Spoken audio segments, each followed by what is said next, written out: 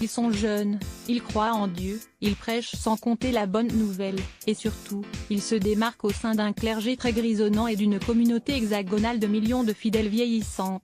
En ce dimanche de Pâques, Adrien, Anne-Flore, Victor et Colombe, 4 cathos âgés de 15 à 30 ans qui ont accepté d'évoquer leur foi et leur parcours parfois éloigné des clichés, vont partager la joie du Christ ressuscité.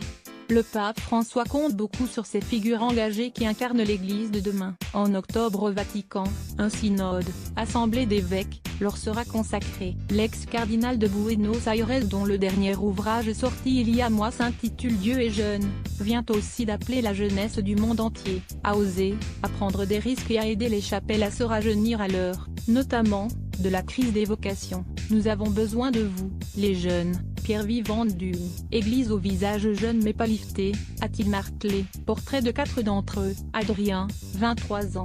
Le séminariste Adrien, 23 ans, en première année au séminaire à Paris, se remet sans cesse en question. J'ai posé des fondations solides, je sais où je veux aller, mais je sais aussi que le chemin est long, alors j'ai un peu de mal à me projeter comme prêtre, concède-t-il. Il lui arrive d'avoir peur de ne pas être à la hauteur. J'ai l'impression que la charge est immense. Je me demande souvent, est-ce que j'en serais vraiment capable? Et si un SDF a besoin d'aide mais que je suis fatigué, est-ce que j'aurai la force de faire le pas de plus pour montrer l'exemple? Confie le candidat au sacerdoce.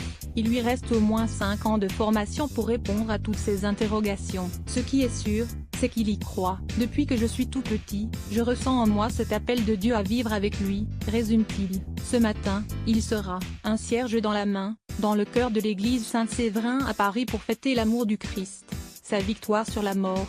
L'appel de Dieu même si Jésus a toujours compté pour lui, le jeune homme originaire de Massy, Essonne, n'a été baptisé qu'en 2014, une démarche très personnelle, avec cette volonté de ne pas brader le sacrement. Ses parents ingénieurs, de culture chrétienne, n'ont jamais été de fervents pratiquants. Mes enfants, il m'est arrivé de voir ma maman brûler un cierge, ou d'aller au cimetière pour nettoyer les tombes, se remémore-t-il. C'est durant ces moments-là qu'il ressentait cet étrange appel de Dieu.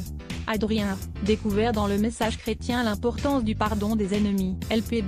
Frédéric Dugy après une année en fac d'histoire à la Sorbonne, il a décidé de réorienter son cœur, de se projeter vers les autres, d'abord lors d'un service civique aux côtés de personnes handicapées avant de prendre le chemin du séminaire. Ce choix a un peu surpris mes parents mais ils m'ont dit, si c'est ça que tu veux, relate-t-il. Il étudie désormais l'Ancien et le Nouveau Testament, la philosophie de Platon ou Nietzsche. Entre deux cours au collège des Bernardins, il assure le catéchisme des enfants du SPEL-CM2, et encense la fraternité, le dialogue interreligieux, lui qui a grandi en banlieue qui avait plus d'amis musulmans que chrétiens. Parfois, ces valeurs sont malmenées par la haine, par les attaques terroristes islamistes.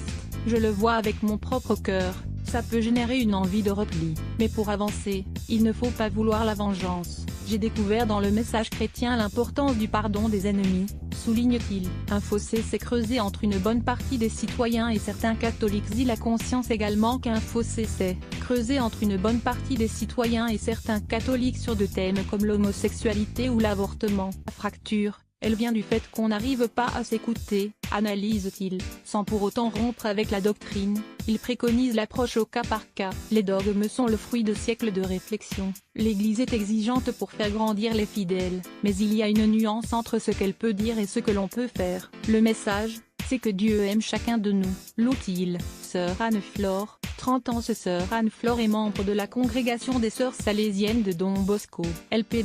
Sarah Alcalé, un gamin qui participe à ces opérations de soutien scolaire dans le quartier défavorisé de l'île Sud, Nord, lui a fait un jour une drôle de remarque. Mais vous êtes trop jeune pour être sœur.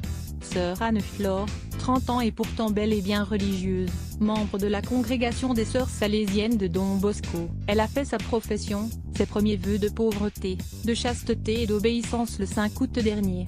J'ai trouvé ce qui me manquait, je suis encore plus heureuse. C'est merveille celle qui s'investit dans l'aide aux devoirs et l'aumônerie des collégiens. Ma jeunesse me permet de casser des clichés, pas de mettre le bazar mais de faire entendre autre chose, décrit-elle. J'ai rencontré le Christ en jouant au basket quand elle était petite. Cette fille d'un expert géomètre et d'une fonctionnaire non pratiquant n'avait pas une bonne image de sa profession. Du haut de mes 9 ans, je trouvais horrible la sœur qui nous faisait le caté. J'avais l'impression qu'elle était très vieille, qu'elle ne comprenait pas ce qu'on vivait. se souvient-elle. Elle s'est réconciliée avec la religion au collège. J'ai rencontré le Christ en jouant au basket, sourit-elle. La fille agitée qui ne tenait pas en place fonçait en effet tous les jours à l'aumônerie parce qu'il y avait un super terrain avec des paniers. Viennent ses 20 ans, l'âge de la réflexion. Je commençais à être en couple, dans une relation stable. J'étais amoureuse mais il me manquait quelque chose.